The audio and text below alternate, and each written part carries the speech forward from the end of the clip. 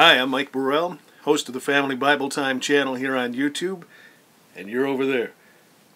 I am reading from God's Word right from this spot every chance I get. I've been reading entire books recently, so hope you can join us over there on the channel called Family Bible Time, and I know just mentioning that fact is going to garner me at least one thumbs down here on this video. But I'm coming to you with a very serious message here today.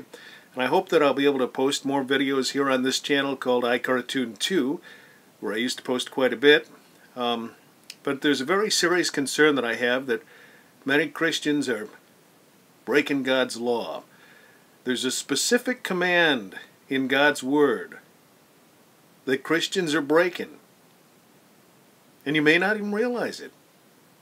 And here's the command. Leap for joy. Leap for joy. Did you know there was a command? Did you know that Jesus commanded us to leap for joy? But you may not know where it is, where he mentions it. Well, I'll tell you. It's in Luke 6. And in verse 23, it says, "Rejoice ye in that day, and leap for joy. Behold, your reward is great in heaven." And so, I mean, it's a command that we would really want to take heed to and do. Leap for joy, you know, but you're probably thinking, okay, when are we supposed to do this? Like all the time, right? When we go to worship and praise services and those kind of things, we're supposed to leap for joy, right? You know, we're supposed to leap for joy when we win $1 million in the lottery. Well, that might cause you to leap for joy, but not in a spiritual sense.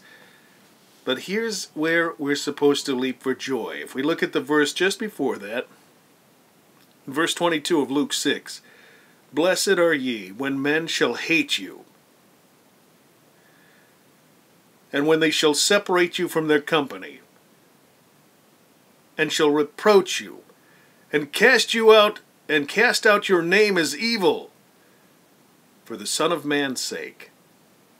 Now, not because of the fact that you're a jerk, you know, that they cast you out, your name, you know, cast your name out, or that they separate you from their company because, you know, you're being a loudmouth and you're being very annoying and all those things.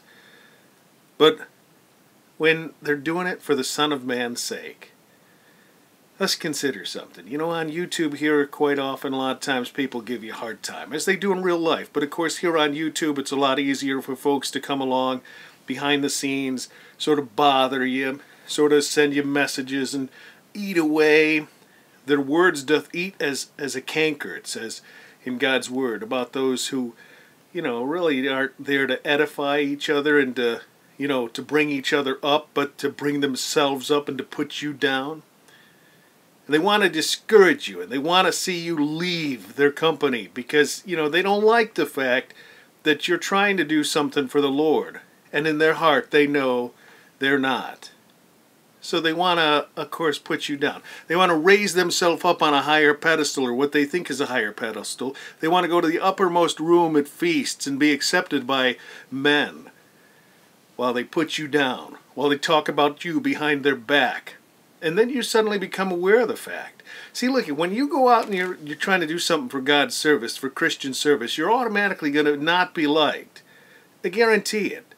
You know, since I've started reading on the channel called Family Bible Time, I've been, you know, had quite a hard time. But God's Word says that it purifies itself in a furnace of earth 7 times. And hey, when I'm reading God's Word, let's face it, I'm a furnace of earth. And Satan, for one thing, don't like it. And he's gonna come and take his shots. He's gonna use some folks to do so. So what's that cause most folks to do? Run and hide. Makes you want to quit. Makes you want to quit the ministry that God's given to you. Here's an example I want to use. When Peter saw the Lord walking to him, or the ship on the water, Peter said, "Lord, if it is you, bid me that I might come unto you." And Jesus said, "Come." Peter starts out, what's the first thing that happens? And God allowed this to happen.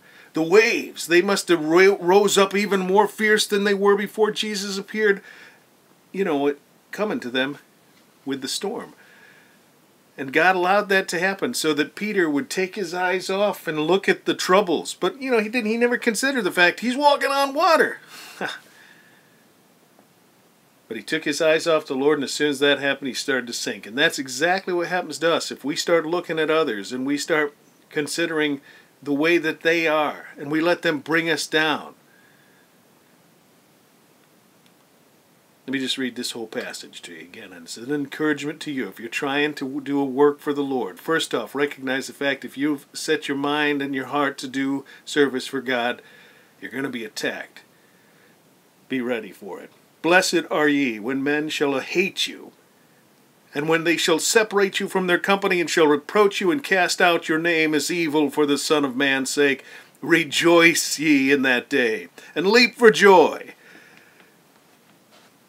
Behold, your reward is great in heaven. For in the like manner did their fathers unto the prophets. Thanks for stopping by.